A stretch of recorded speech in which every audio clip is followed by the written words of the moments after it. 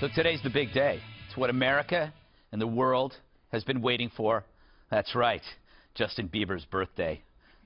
I really never thought, we'd get to this level. I never expected any of this, so I definitely feel blessed. I just take it day by day. I try not to take myself too seriously, and I just have fun. It's crazy that I have so many fans that appreciate me that much. It really gives me, I'm like, I wish that I really could love someone that much. Just think that there's so much power in being young and stuff like that. Amor. Hola. Peace.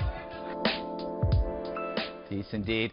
Truly a treasure. He turns 22 today. Just think, in 13 years, he can run for president.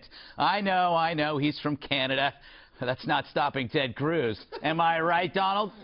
But it's Super Tuesday. With Trump way ahead, I'm thinking, let's just call this thing. Cancel the other primaries, the general election. Just anoint him now. Saves a lot of time.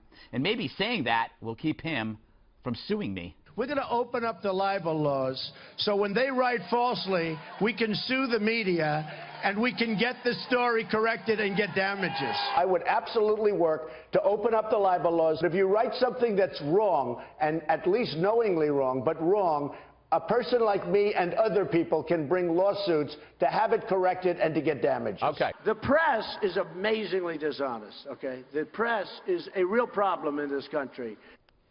Go after the real enemy, the press. Doesn't Donald realize that's my stick? Last night, Trump told Hannity that two FNCers, Steve Hayes and Karl Rove, they should go, get lost.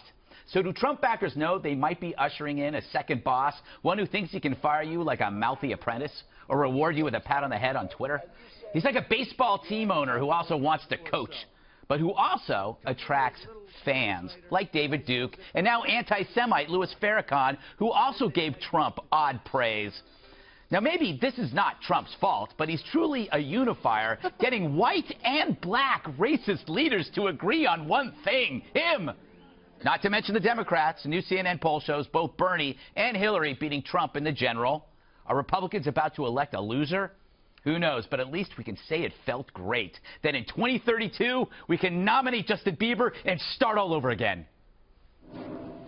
Juan, we were talking about this in the break. We were thinking about this. Trump's, if he's president, he's going to be calling you. Calling you? He's going to call you. You're gone. Yeah, I'm gone. I'm gone. I'm back to doing magazines. But I'm very interested. Well, you like getting fired. You keep getting better jobs. I do. I fire up. Fire up. Yeah, ready to go. No, but Eric said to me, you can't change the First Amendment. You can't do away with it. Well, you can, but you have to amend the Constitution. That's not likely going to happen. Right, but his idea is that if you write something wrong... But you can still sue. Like, they're suing Rolling Stone over the false rape story. You can sue. That happens.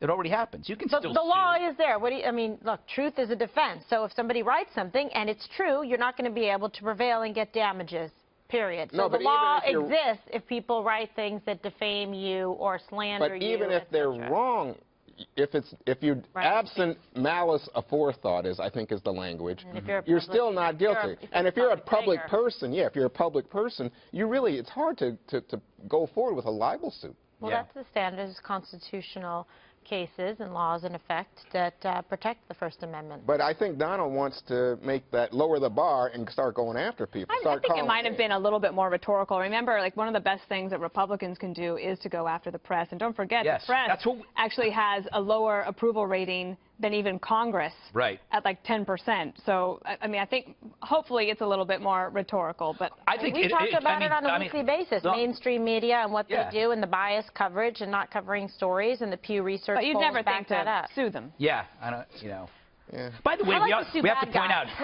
we often mock President Obama for whining about Fox News. So isn't that what Trump's doing? Shouldn't we be mocking him for doing the same thing? I know. It's hypocritical if we don't. No, don't look at me.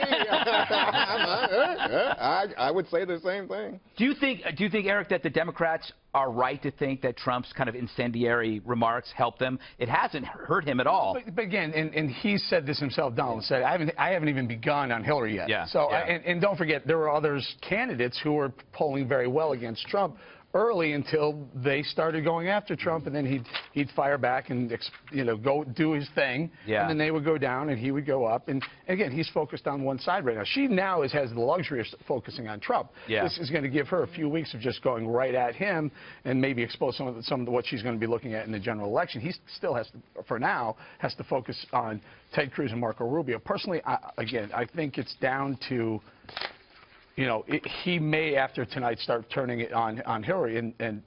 But another interesting anecdote is a lot of people thought, Marco Rubio may have been a great vice presidential pick for Donald Trump if he were the nominee. That ain't going to happen anymore. Given what's going on lately with the hands and the face. Didn't hurt Chris Christie.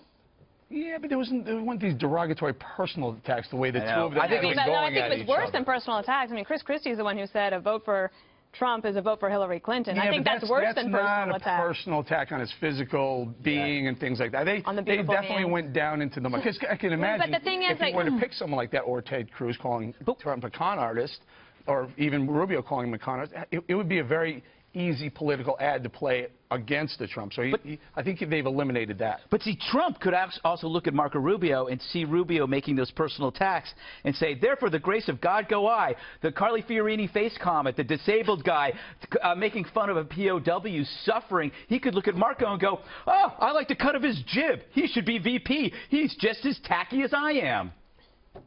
Wow. I agree. No, I don't disagree. Like, there's this... They're just looking at me. It's a good theory. There's a school of thought of late that Marco Rubio should not have gone negative and gone to personal assaults, insults.